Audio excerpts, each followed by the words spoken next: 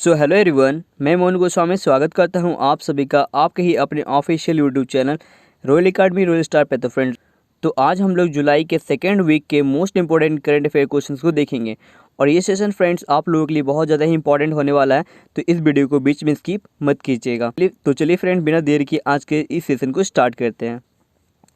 Question number 1 आप screen पर देख सकते हैं। वर्ल्ड यूथ स्किल डे कब मनाते और माननीय प्रधानमंत्री जी ने कौन सी 3 बातें कही हैं? तो वर्ल्ड यूथ स्किल डे हम लोग 15 जुलाई को हर साल मनाते हैं। माननीय प्रधानमंत्री मोदी जी ने ये 3 बातें कही है। फर्स्ट स्किल, सेकंड री स्किल, थर्ड अप स्किल का मंत्र जानना हम सभी के लिए बहुत ज़्यादा ही महत्वपूर्ण है। दोस्तों, कौशल मतलब स्किल एक ऐसी चीज़ है जिसे आप अपने आप को देते हैं, जो अनुभव कौशल के साथ बढ़ता है, जो समय के साथ बेहतर होता चला जाता है। यस, आपको अन्य कौशल से अलग बनाता है और स्किल वह खजाना है जो आपसे कोई नहीं छीन सकता और स्किल हमें आत्मनिर्भर बनाता है। आपके पास कितनी भी डिग्री क्यों ना हो, लगातार आपको अपने स्किल को और नॉलेज को निरंतर बढ़ाने का प्रयत्न करना चाहिए और अपने हाथों की ताकत को समझना चाहिए। क्वेश्चन 2 आप स्क्रीन पर देख सकते हैं। विश्व का दूसरा सबसे बड़ा टियर 4 डेटा सेंटर NM1 का उद्घाटन किस शहर में किया गया है? तो इसका सही आंसर हो जाएगा ऑप्शन डी, मुंबई शहर में किया गया है।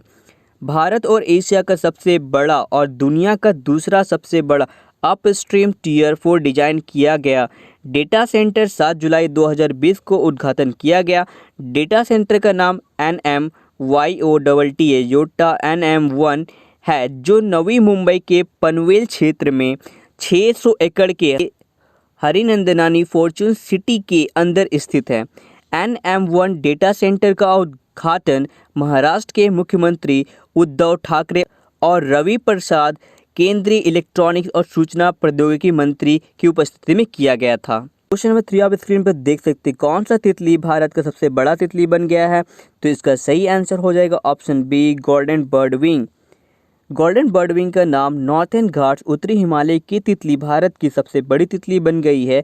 इसकी लंबाई, इसकी विंग स्पेन की लंबाई 194 मिलीमीटर है, 194 मिलीमीटर है। गोल्डन बर्डविंग का साइंटिफिक नेम ट्राइएड्स आइकस है। गोल्डन बर्डविंग की विंग स्पेन की लंबाई 190 मिलीमीटर और 19 सेंटीमीटर है। इसका साइंटिफिक नेम ट्रायोडेस माइनोस है। दुनिया की सबसे बड़ी तितली रॉनी अलेक्जेंडर की बर्डविंग दुनिया में तितली की सबसे बड़ी प्रजाति है। इसके पंखों का फैलाव 250 मिलीमीटर 250 मिलीमीटर से थोड़ा अधिक है और इसे पूर्वी पपुआ न्यू गिनी में पाया जाता है। अंटार्कटिका एक ऐसा महाद्वीप है जहां तितलियां नहीं भारत का पहला तितली पार्क कर्नाटक के राष्ट्रीय उद्यान कर्नाटक के बैनरघाटा पर स्थापित किया गया था। क्वेश्चन नंबर 4 आप स्क्रीन पर देख सकते हैं कि इस ऑपरेशन के तहत भारतीय नौसेना 3992 भारतीय नागरिकों को देश में वापस लाया गया है। तो इसका सही आंसर हो जाएगा ऑप्शन ए, ऑपरेशन समुद्र सेतु। ऑपरेशन समुद्र सेतु कोविड-19 महामारी के कारण फंसे विभिन्न भारतीय नागरिकों को भारतीय नौसेना ने 3992 नागरिकों को वापस लाया है। क्वेश्चन नंबर 5 आप स्क्रीन पर देख सकते हैं। हाल ही में किस देश ने विश्व स्वास्थ्य संगठन WHO से अपनी सदस्यता वापस लेने के लिए संयुक्त राष्ट्र को औपचारिक रूप से अधिसूचित कर दिया है? Recently, which country has formally notified the United Nations to withdraw its membership from the World Health Organization? तो इसका सही आंसर हो जाएगा option A, USA, United state of America. America के राष्ट्रपति डोनाल्ड ट्रंप ने संयुक्त राष्ट्र को विश्व स्वास्थ्य संगठन वर्ल्ड हेल्थ ऑर्गेनाइजेशन WHO से वापस लेने के अपने फैसले की औपचारिक रूप से अधिसूचना जारी कर दी है। सरकारी भूमि की सुरक्षा के लिए अंतर्राष्ट्रीय प्रौद्योगिकी और कृत्रिम बुद्धिमत्ता का उपयोग करने वाला भारत का पहला राज्य कौन सा है? Which is the first state in India to use space technology and artificial intelligence for safeguarding government lands? तो इसके लिए सही आंसर हो जाएगा ऑप्शन डी, ओडिशा। ओडिशा के मुख्यमंत्री नवीन पटनायक ने बुधवार को Bhubaneswar land use intelligence system BLUIS का अनावरण किया, जो भुवनेश्वर की सभी सरकारी भूमि में उच्च संकल्प का उपयोग करके निगरानी करेगा। इस प्रकार ओडिशा देश में पहला राज्य होगा जिसने सरकारी भूमि की सुरक्षा के लिए space technology and artificial intelligence का उपयोग किया है।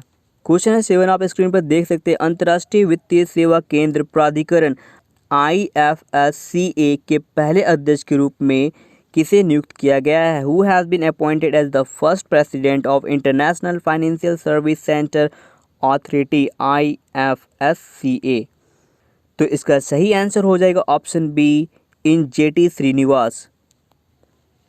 इंजेटी श्रीनिवास को IFSCA international financial service centre authority के अध्यक्ष के रूप में नियुक्त किया गया है।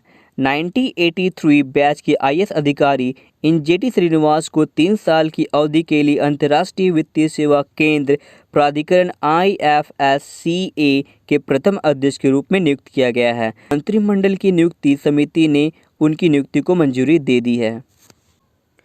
क्वेश्चन नंबर 8 आप स्क्रीन पर देख सकते हैं। निम्नलिखित में से कौन सा देश रूबेला और मीसेल्स दोनों को खत्म करने के लिए WHO के दक्षिण पूर्व एशिया क्षेत्र से सबसे पहले 2 देश बन गया है? Which of the following country became the first 2 countries from the south east Asia region of WHO to eliminate both rubella and measles?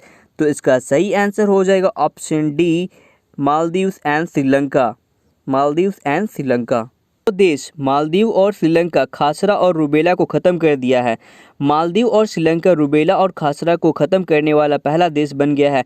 WHO के दक्षिण पूर्व एशिया क्षेत्र में पहले 2 देश बन गए हैं जिन्होंने 2023 के लक्ष्य से पहले खासरा और रूबेला को समाप्त कर दिया है। क्वेश्चन नंबर 9 आप स्क्रीन पर देख सकते हैं। किस देश ने OFAC 16 नामक एक नया सैन्य निगरानी उपग्रह लॉन्च किया है? Which country has launched a new military surveillance satellite named OFAC OFAC 16? तो इसका सही आंसर हो जाएगा ऑप्शन सी, इज़राइल। इज़राइल ने OFAC 16 सैटेलाइट को 6 जुलाई 2020 को लॉन्च किया है। क्वेश्चन नंबर 10 आप स्क्रीन पर देख सकते हैं। विश्व जूनोसिस दिवस कब मनाया जाता है? तो इसका सही आंसर हो जाएगा ऑप्शन ए, 6 जुलाई। विश्व जूनोसिस दिवस हर साल 6 जुलाई को आयोजित की जाती है। 6 जुलाई 1885 को यह दिन पहली बार मनाया गया था जब लुई पास्चर ने रेबीज वायरस के खिलाफ पहला टीका सफलतापूर्वक अंजाम दिया था। जूनोसिस संक्रामक रोग वायरस, बैक्टीरिया और परजीवी है जो जानवरों से मनुष्यों में फैल सकते हैं और इसके विपरीत जूनोसिस जानवरों के डायरेक्ट और इनडायरेक्ट रूप से वेक्टर जनित या खाद्य जनित से भी फैल सकता है। क्वेश्चन नंबर 11 आप स्क्रीन पर देख सकते हैं। किस वित्तीय संस्थान ने भारत के नमामि गंगे कार्यक्रम का समर्थन करने के लिए $400 मिलियन के ऋण के रूप में मंजूरी दी है? Which financial institution has approved a loan of $400 million to support India's Namami Gange programme? तो इसका सही आंसर हो जाएगा ऑप्शन बी, वर्ल्ड बैंक। विश्व बैंक और भारत सरकार ने मंगलवार को नमामि गंगे कार्यक्रम के लिए समर्थन बढ़ाने के लिए एक ऋण समझौते पर हस्ताक्षर किए। क्वेश्चन नंबर 12 आप स्क्रीन पर देख सकते हैं। महावीर द सोल्जर जो कभी नहीं मरा पुस्तक के लेखक कौन है? Who is the author of the book Mahavir the soldier who never died? तो इसका सही आंसर हो जाएगा option C, AK Sri Kumar. Mahavir the soldier जो कभी नहीं मरता, Mahavir the soldier who never died से पुस्तक पुरस्कार विजेता लेखक AK श्री कुमार है। क्वेश्चन नंबर 13 आप स्क्रीन पर देख सकते हैं। लग्जरी राइड के ब्रांड एम्बेसडर के रूप में किस साइन किया गया है? तो इसका सही आंसर हो जाएगा option C, Sukhbir Singh. Mumbai luxury ride multi brand luxury car showroom ने गायक सुखबीर सिंह को अपने ब्रांड एम्बेसडर के रूप में साइन किया है। क्वेश्चन नंबर 14 आप स्क्रीन पर देख सकते हैं। किस बैंक ने 10 से 18 वर्ष की आयु के नाबालिगों के लिए बचत खाता योजना भविष्य शुरू की है? विच bank launch Bhavishya a saving account scheme for the minors aged between 10 to 18 years? तो इसका सही आंसर हो जाएगा option B, Fino payment bank. Fino payment bank ने नाबालिगों के लिए भविष्य बचत खाता लॉन्च किया है। नई Delhi Fino payment bank limited ने सोमवार को 10 से 18 साल की उम्र के नाबालिगों के लिए भविष्य बचत खाता योजना शुरू करने की घोषणा की। भविष्य सदस्यता आधारित बचत खाता नाम मात्र राशि का भुगतान करके खोला जा सकता है। क्वेश्चन नंबर 15 आप स्क्रीन पर देख सकते हैं। राज्य के सूचना प्रौद्योगिकी विभाग द्वारा विकसित सेल्फ स्कैन ऐप किस राज्य के मुख्यमंत्री ने कैम स्कैनर के विकल्प के रूप में लॉन्च किया गया है? तो इसका सही आंसर हो जाएगा option A, west Bengal. Cam scanner जो चाइनीज़ ऐप था उसकी जगह में पश्चिम बंगाल की मुख्यमंत्री ममता बनर्जी कैम स्कैनर की जगह सेल्फ स्कैन नामक एक नया ऐप लॉन्च की। यह नया एप्लीकेशन राज्य के सूचना प्रौद्योगिकी विभाग द्वारा विकसित किया गया है। क्वेश्चन नंबर 16 आप स्क्रीन पर देख सकते हैं। विश्व 2020 जनसंख्या दिवस का थीम क्या है? What is the theme of world population day 2020? तो इसका सही आंसर हो जाएगा option B, how to safeguard the health and rights of the women and girls now amid the pandemic. विश्व जनसंख्या दिवस हर वर्ष 11 जुलाई को मनाया जाने वाला एक कार्यक्रम है। इसका उद्देश्य जनसंख्या संबंधी समस्याओं पर वैश्विक चेतना जागृत करना है। How to safeguard the health and right of women and girls now amid the pandemic रखा गया है। कोविड-19 महामारी के दौरान यौन और प्रजनन स्वास्थ्य की जरूरतों और महिलाओं और लड़कियों की कमजोरियों की सुरक्षा के बारे में जागरूक करने के लिए किया गया है। क्वेश्चन नंबर 17 आप स्क्रीन पर देख सकते हैं। आमदोगन कोलिबली का जुलाई 2020 में निधन हो गया। वह निम्न में से किस देश के पीएम थे? तो इसका सही आंसर हो जाएगा option B, Ivory Coast. France के 2 महीने के मेडिकल ट्रीटमेंट से लौटने के कुछ ही दिनों के बाद 8 जुलाई बुधवार को आइवरी कोस्ट के प्रधानमंत्री अमदोगन कोलिबली का निधन हो गया। क्वेश्चन नंबर 18 आप स्क्रीन पर देख सकते हैं। कोरोना वैक्सीन के ह्यूमन ट्रायल को पूरा करने वाला दुनिया का पहला देश कौन बन गया है? Who has become the first country in the world to complete the human trial of corona virus vaccine? तो इसका सही आंसर हो जाएगा ऑप्शन ए, रशिया। रशिया में यह रिसर्च पूरा हो चुका है और यह साबित हो गया है कि कोविड-19 वैक्सीन सुरक्षित है। वॉलंटियर्स को 15 जुलाई और 20 जुलाई को छुट्टी दे दी जाएगी।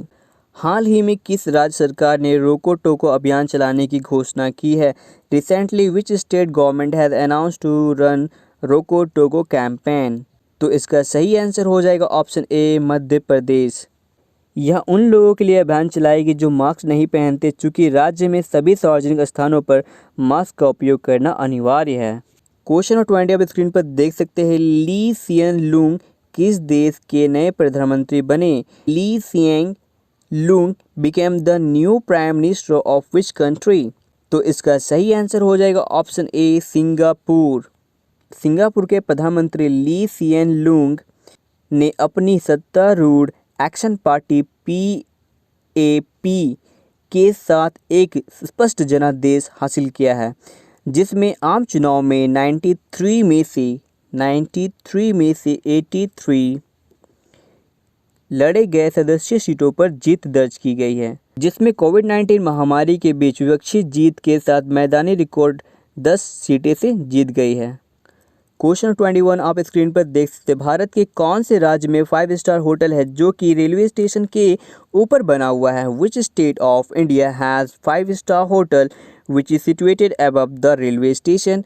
तो इसका सही आंसर हो जाएगा ऑप्शन डी, गुजरात। भारत का पहला 5 स्टार होटल जो कि रेलवे प्लेटफॉर्म के ऊपर बना हुआ है गुजरात की राजधानी गांधीनगर में, जो 10 मंजिला है। यहाँ पर सोलर पैनल से बिजली की व्यवस्था की गई है। इस होटल में 300 आलीशान कमरे होंगे। होटल का नाम द लीला होटल रखा गया है। इस कार्य का शिलान्यास 20 जनवरी 2017 को की गई थी और दिसंबर 2020 के अंत तक इस कार्य को पूरा कर लिया जाएगा। जल्द ही स्टेशन को विश्व स्तरीय हवाई अड्डे जैसे रेलवे स्टेशन में बदल दिया जाएगा। कई आधुनिक सुविधाओं और यात्री अनुकूल सुविधाओं का लाभ उठाने भारतीय रेलवे स्टेशनों के विकास IRSDC द्वारा किया जा रहा है। Indian railway station development corporation के द्वारा किया जा रहा है। तो फ्रेंड्स, अगर आप हमारे चैनल पर नए हैं तो आज ही हमारे चैनल को सब्सक्राइब करें ऐसे ही मोस्ट इंपॉर्टेंट करंट अफेयर्स के लिए। और बेल आइकन को प्रेस करना ना भूलें हमारे लेटेस्ट वीडियोस के लिए। पीडीएफ के लिए आप हमारे टेलीग्राम चैनल से भी जुड़ सकते हैं।